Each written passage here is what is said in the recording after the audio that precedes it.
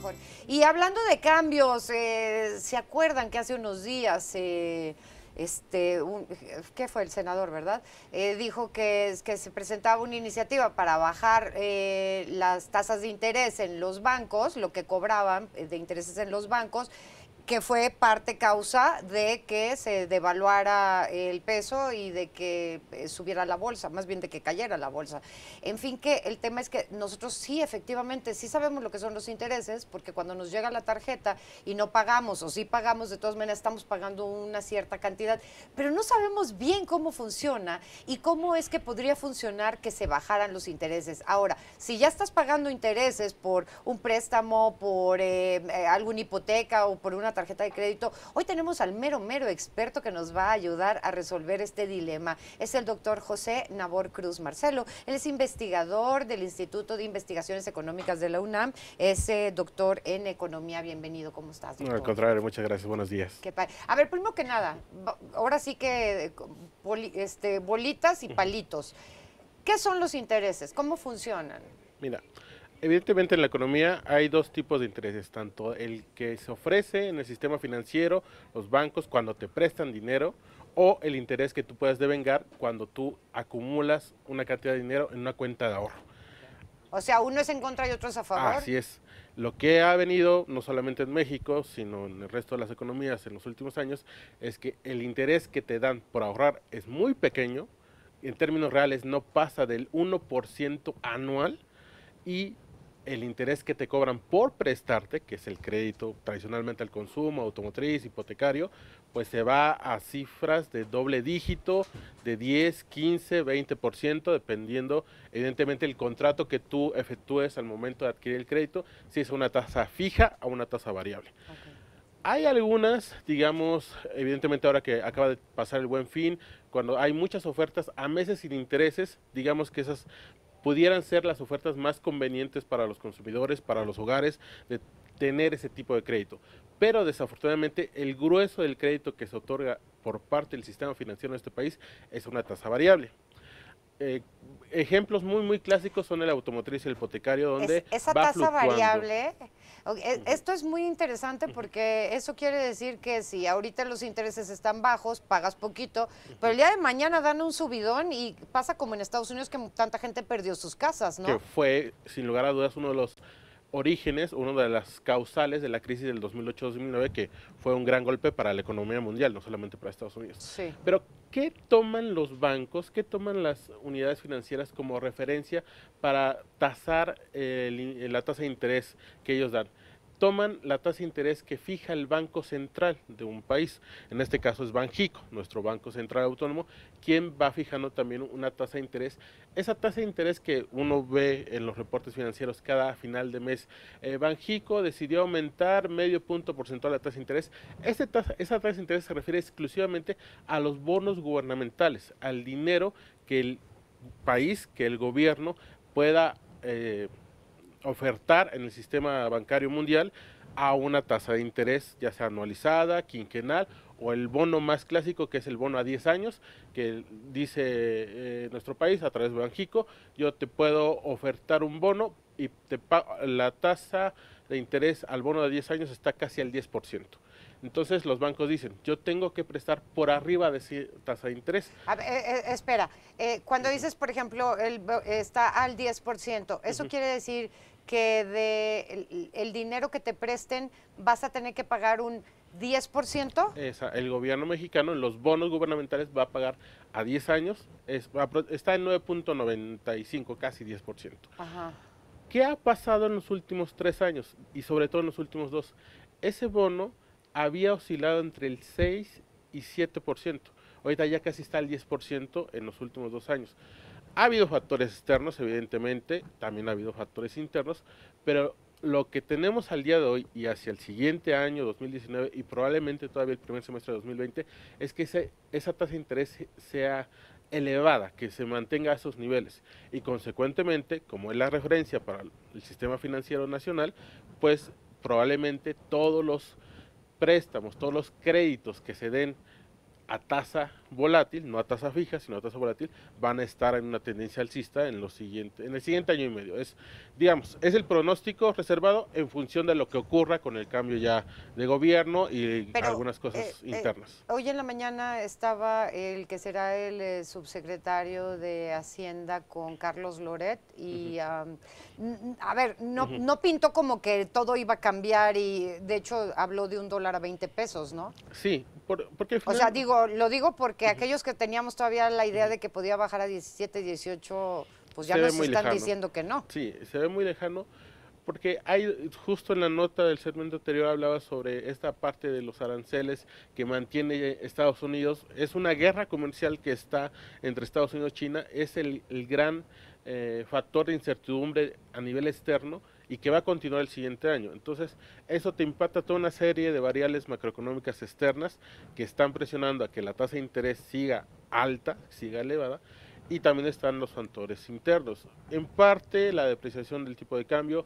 en parte los movimientos en la bolsa de valores, todo eso digamos que es al día de hoy un cóctel un tanto negativo que hace que las previsiones sean pues muy reservadas para el siguiente año en la cuestión económica. Claro, qué bueno que estás aquí explicándonos esto, pero yo no sé si a ustedes les pasa, pero yo hay muchos términos que simplemente no entiendo ni de qué me están hablando, ¿no? Pero, a ver, cuando dices, por ejemplo, este 10%, si nosotros tuviéramos que pagar en la tarjeta de crédito un 10%, o por un préstamo que nos hicieron, o lo que sea, este 10%, pero igual subiría un 10% para si nosotros tenemos una inversión, ¿o no? No. Ahí está el detalle. Claro, claro. Y justo es parte del tenor de esta tentativa de iniciativa por parte de la bancada morena que hubo la semana pasada. Porque si uno revisa los estudios a nivel mundial, el sistema financiero mexicano es el de los más rentables a nivel mundial, por esa gran diferenciación entre el poco dinero que te otorga si tú ahorras con ellos y el gran dinero que te cobra por comisiones y por una tasa de interés muy elevada que da en los créditos financieros. Claro, a ver, todos estamos de acuerdo.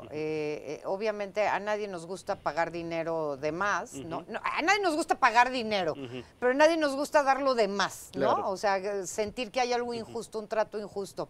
Sin embargo, ¿por qué el simplemente haber dicho estoy presentando una iniciativa para que se bajen estos costos, por qué le pegó tan duro a nuestro país? Le pegó, más que el país, le pegó a las acciones de los bancos. Si uno revisa cuáles fueron los grupos de acciones que cayeron la semana pasada, inicio de la semana pasada cuando se presentó la iniciativa, bueno, se intentó presentar la iniciativa, fueron todos los grandes corporativos bancarios y financieros del país. ¿Por qué? Porque evidentemente ellos trimestralmente hacen proyecciones hacia el mediano y largo plazo de sus ganancias y ellos entienden que pasara, que se hiciera realidad una iniciativa donde le redujeran de una manera importante las ganancias vía comisiones, pues sus ganancias totales van a disminuir. Entre algunos análisis hablaban de hasta un 30, 40% de que sus ganancias netas podían disminuir si fuera efectiva esa iniciativa, y eso le pega pues evidentemente al tema de los accionistas. A ver, a la banca, pero ¿por qué el que le pegue a la banca, que nosotros no somos accionistas ni nada, por qué nos acaba pegando a nosotros? Ese es un buen punto, porque uno, insisto, en este frenesí de consumo que hubo con el Buen Fin, pudiera uno creer que el crédito al consumo es el de mayor calado, el de mayor importancia en el sistema financiero, y no lo es. Espera, quedémonos aquí, que necesito hacer una pequeña pausa, y cuando regresemos le vamos a pedir al doctor José Nabor Cruz Marcelo, investigador del Instituto de Investigaciones Económicas de la UNAM, que nos explique por qué este tema de la banca, que es de la banca, por qué nos acaba afectando a nosotros directamente. Estamos tratando de entender cómo es que funcionan estas tasas de intereses que todos nos vemos obligados a pagar tarde o temprano. Estamos con el doctor José Nabor Cruz Marcelo, investigador del Instituto de Investigaciones Económicas de la UNAM. Nos quedamos con un pendiente que era por qué si las declaraciones o el decir que vamos a poner, ¿cómo se llama? ay, ¿cómo se llama esto? Esta propuesta para bajar las tasas de interés de la iniciativa, para bajar las tasas de interés de los bancos, porque algo que es de los bancos, de los banqueros, que se supone que son los ricos, los millonarios, etcétera, porque nos acaban pegando a nosotros seres normales. Sí. Te comentaba que justo ahora que acaba de pasar el Buen Fin, pareciera ser que los niveles de crédito al consumo son los de mayor importancia del total de crédito que se otorga en este país, y no lo es. De acuerdo a cifras de la Comisión Nacional Bancaria de Valores, prácticamente el 60% del crédito que se otorga en este país es hacia el sector comercial, hacia las empresas. Un 24% son los créditos hipotecarios, adquisición, mejora o cambio de vivienda, y solamente un 14-15% es el crédito al consumo. Entonces, ¿qué puede ocurrir? Imaginemos un escenario en que ya después del 1 de diciembre digan finalmente sí procede a esa iniciativa. Pues evidentemente los bancos, el sistema financiero nacional va a contraer toda la oferta de créditos, primero a las empresas, no solamente a los hogares, familias. Contraer es no te van a dar un crédito tan fácilmente. Exactamente. Lo primero que van a hacer es reducir montos, los montos que ellos tienen destinados a créditos los van a reducir, y a partir de ahí probablemente tengan que aumentar aún más la tasa de interés para que sea redituable ese volumen ya restringido de créditos. Entonces las empresas que van a decidir, bueno, si ahora el sistema financiero mexicano me va a cobrar más por prestarme, pues voy a parar mis nuevas inversiones, voy a parar, tal vez si tengo 2 plantas y estoy pensando en construir una tercera planta productiva, pues voy a detener esa inversión. Si detienes esa inversión, va a contraerse también la creación de nuevos empleos, claro, y empieza todo el ciclo recesivo de la economía en su conjunto. ¿Eso es lo que se conoce como recesión? Es uno, en parte, de los inicios de una probable recesión. Digamos que en este momento, en términos generales, la economía está estable, pero si le empiezas a acumular estos elementos negativos, contractivos, podríamos tener un escenario recesivo para el segundo semestre de 2019 e inicios de 2020. Aún lo veo lejano, pero sí digamos que no hay muchos estímulos positivos y sí hay más estímulos negativos para que ese escenario llegue a ocurrir. ¿Crees que se pueda ajustar todavía esto? Sí, porque finalmente falta el anuncio del presupuesto. Digo, es una de las cuestiones que trabajó el doctor Gerardo Esquivel, recién ayer anunciado como nuevo miembro de la Junta de Gobierno, y que también es importante en ese punto, cuando tú me preguntabas sobre cómo se establece también la tasa de interés. La tasa de interés la deciden los miembros del Banco Central, que está compuesto por una Junta de Gobierno. Es importante que para estas siguientes sesiones de diciembre y enero ya va a haber 2 miembros de la Junta muy cercanos al presidente electo, futuro presidente Andrés Manuel López Obrador.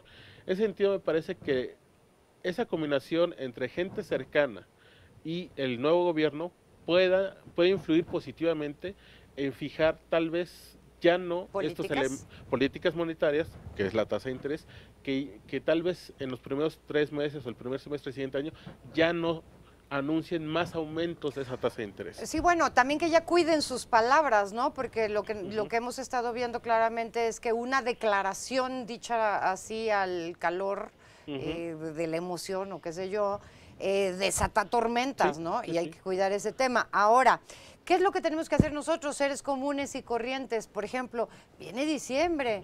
Diciembre, gastos, viajes, vacación, regalo, cena.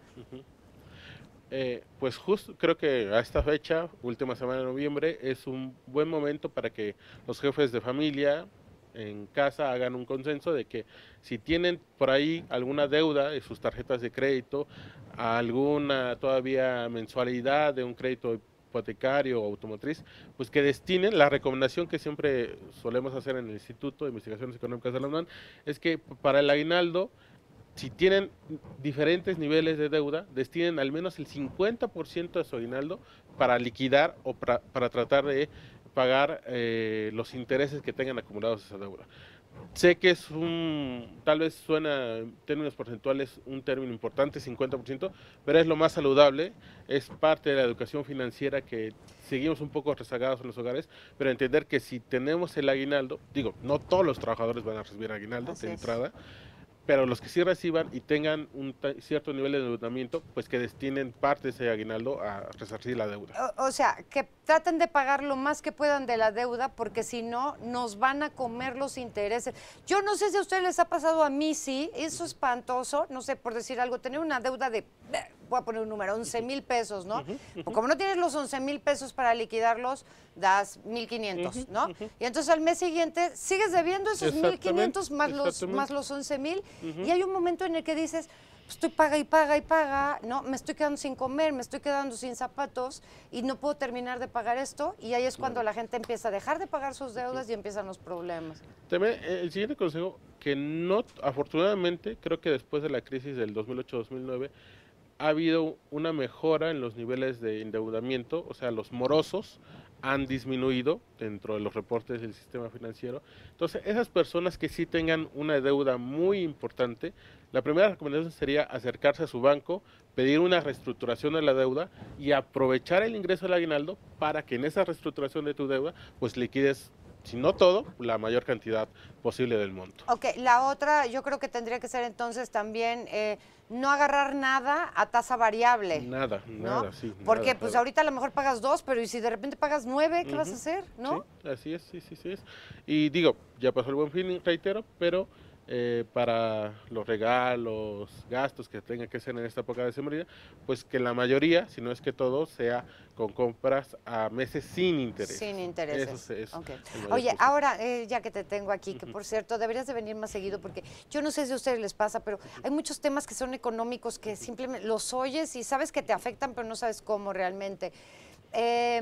Este temita de Chevrolet en Estados Unidos, que es parte por lo de los aranceles y por todo lo que está pidiendo Trump en relación a la fabricación de los automóviles. ¡Qué barbaridad! Cuando él celebraba hace un año que ya había 1,500 nuevos empleos y ahorita se van a quedar 14,000 y tantos sin trabajo. Sí, y desafortunadamente ahí, aunque trataron como iniciativa de Estados Unidos de que en el nuevo Tratado de Libre Comercio, en esa nueva versión del Telecam, se incluyera un mayor beneficio, ya sea vía incentivos fiscales a las empresas automotrices norteamericanas principalmente, pues no lo consiguió del todo. Canadá y México, sobre todo México, sigue teniendo un gran porcentaje de todas las empresas productoras del ramo automotriz, y estas van a permanecer en México, a pesar de del contexto del nuevo Tratado de Libre Comercio. Esa es una. Ya lo decían en la nota, el tema del acero es finalmente un insumo muy importante de la rama automotriz, y este insumo ha estado caro en los últimos 3 años. La tendencia es que su precio siga estando caro, y a pesar, insisto, de este acuerdo del Tratado de Libre Comercio, pues estamos viendo que a las empresas norteamericanas les está conveniendo más salirse de Estados Unidos por cuestiones de costos, sobre todo México, que ofrece salarios más bajos, costos salariales más bajos, y sigue siendo atractivo para esas empresas norteamericanas del ramo automotriz venirse para acá. Un poco también Canadá, pero sobre todo México. Claro, y cuando le ponen los aranceles, o sea, impuestos para que el acero, por ejemplo, el mexicano pueda entrar a los Estados Unidos, eso quiere decir que los fabricantes tienen que pagar más por el acero. Eso se lo tienen que agregar al coche, ¿no? Ahora el coche en vez de costar 100,000 va a costar 115,000 y empieza el problema. Sí, seguramente este anuncio de Chevrolet puede que sea acompañado por otras industrias automotrices norteamericanas, y lo que probablemente empiece a ocurrir para el primer semestre del siguiente año es que se reporte una caída en las ventas de automóviles en Estados Unidos.